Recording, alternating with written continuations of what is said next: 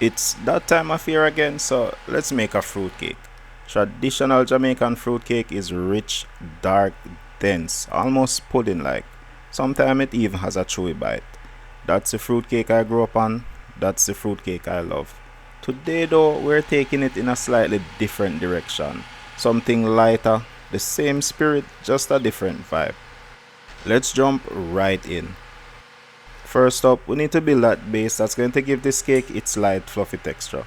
So the first thing we need is 8 ounces each of granulated sugar and butter. I'm going to cream these. I like Jamaican brown sugar in my fruit cake. It adds a little extra depth of flavor, but it does take longer to cream. With a traditional dense fruit cake, proper creaming is less important. But for this one, we want that light lift that well creamed butter and sugar gives us. We're going to cream this until it's light, pale and fluffy. That needs a little more time, so let's talk about the star of the show, the fruits. I had these soaking in alcohol for a few weeks in preparation for the holidays. Everyone has their own soaking ritual when it comes to fruits. I find that a few days of soaking is enough to give incredible flavor, but a lot of people soak their fruits for months, even up to a year or more. You could also cook your fruits for a quick fruit cake. I've tried that a few times, but it lacks the depth of flavor you get from properly soaked fruits. The blend of dried fruit varies from person to person, so drop yours in the comments. My go-to blend is simple, straightforward and easy to remember. Start with a cup of raisins, a cup of prunes, a cup of cherries, a cup of currants, and a quarter cup of mixed peel for those citrusy notes. That's my basic blend, but I can't always find the same dried fruits, so I mix it up from time to time. To soak my fruits, I stick to the classic trio: a fruit wine, white overproof rum, and red label wine, which is essentially a sweet fortified red wine. I'm going to add a cup of each. This is the classic trio, but you can always switch it up a bit. Try a different rum, or if you're looking to substitute the red label wine, use a sweet fortified or dessert wine. It just has to be sweet, full-bodied and higher in alcohol content. Make sure you have enough alcohol to fully submerge the fruits and soak for your preferred amount of time. While they soak, the fruit will absorb the alcohol, so if you're soaking long term, you might want to top it off periodically. Another benefit of soaking is that the fruits soften a lot, which makes them much easier to blend. We're making a lighter cake, so we want the smoothest blend possible. That smells incredible. That rich fruity alcohol scent is really pleasing. For this recipe, I'm weighing out 8 ounces of blended fruits. If this were the dense version of this cake, I would use double that. Extra fruit is the biggest reason our fruit cake turns out dense. With our fruits weighed out, it's time to combine them with the other wet ingredients. This is a quarter cup of homemade browning. Unlike the commercial stuff you get in the store, this adds a ton of extra flavor. I'll link a guide below. Next, I have a quarter cup of molasses. This is blackstrap molasses, dark, deep and bitter. It grounds the cake and gives it a lot of depth. Next, a tablespoon of liquid mixed spice. This is just the essence of some common warm baking spices. The powdered versions are also fine. A tablespoon of vanilla for that beautiful fragrant flavor. And finally, a teaspoon of almond flavoring. Give that a quick mix and that's it. Set it aside and let's check back in on our creaming butter and sugar. Now that our butter and sugar are perfectly fluffy, we're ready to bring everything together, starting with the eggs. These are 4 medium room temperature eggs. I'm going to add them to the cream mixture one at a time. Some of my yolks are broken, so I'm just eyeballing it. Give each egg about 20 to 30 seconds to blend in completely. Once all the eggs are in, we can add our fruit mixture. Give that a quick mix, scrape the sides, give it another mix, and that's it. With the wet mix all set, it's time to bring in the dry ingredients. This is where the structure starts to come together. We're going to sift them. This is 8 ounces of all-purpose flour. I like to use a stronger flour like all-purpose or even counter flour. The acidic fruit mixture weakens the cake structure, and I find that a stronger flour gives better results.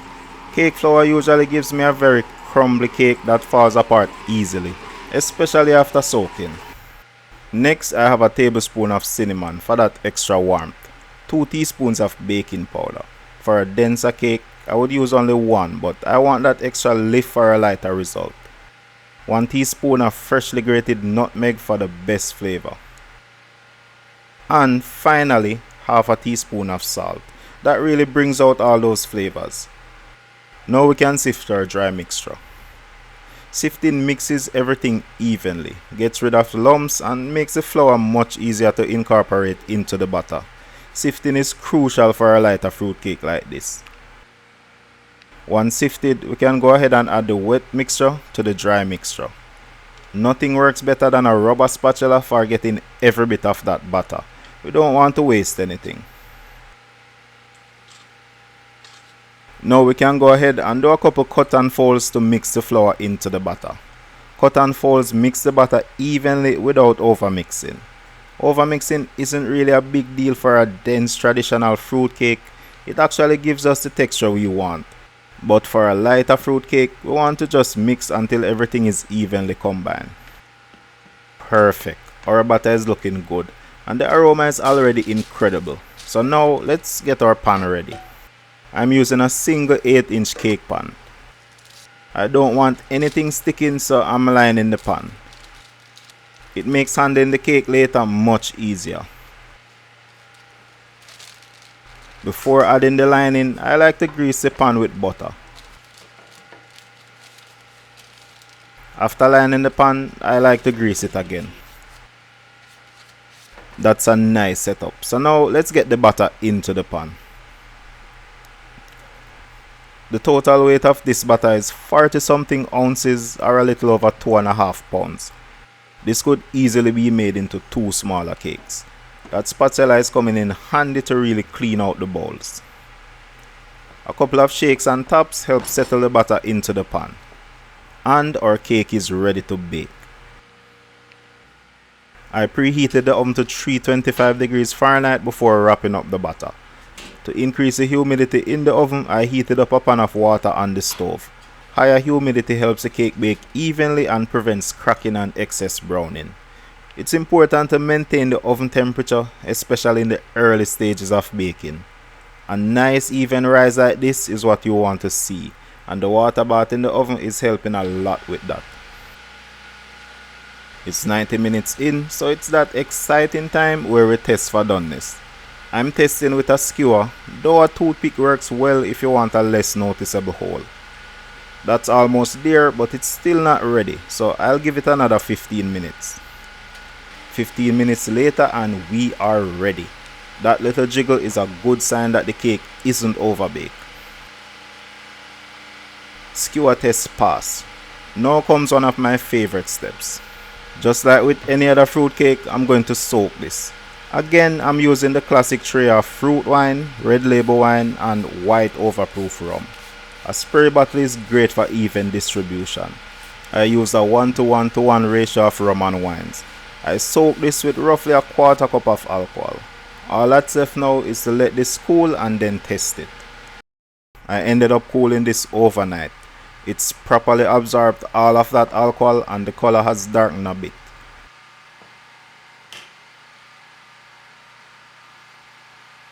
That slid out really easily.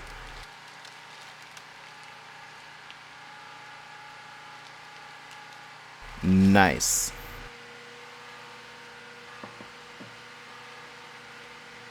We have a bit of a messy top, but that is it. That looks moist and rich. You can tell it has a much lighter texture from its crumb. The smell of this is incredible. Fruit cakes have traditionally used very little decoration and in most cases none at all. But a little icing sugar adds a bit of flair while still keeping with the tradition. Cherry on top and our light fluffy fruit cake is ready. It still has a dense vibe going, but it's much lighter than the OG version. Let's dig in and see how we actually did. That is delicious. It's much lighter and literally melts in my mouth. Very rich and decadent. It's not as fruit forward as a denser cake because we use about half the fruits we would normally use, but it's still extremely flavorful. I think I could have used a little less molasses to keep the flavors even lighter, to match the concept of a lighter fruit cake, but don't be fooled. This is bomb. This is the type of fruit cake you could really go in on with icing and extra decorations. It has the structure and the flavor for it. Well, maybe in another video. So, will you be making fruitcake this holiday season? Let me know in the comments. Would love to hear your twist on it. I'm Nick and this has been delicious. Shout out to our patrons. You guys keep us cooking. Thanks for watching. Bless up and I'll catch you in the next one.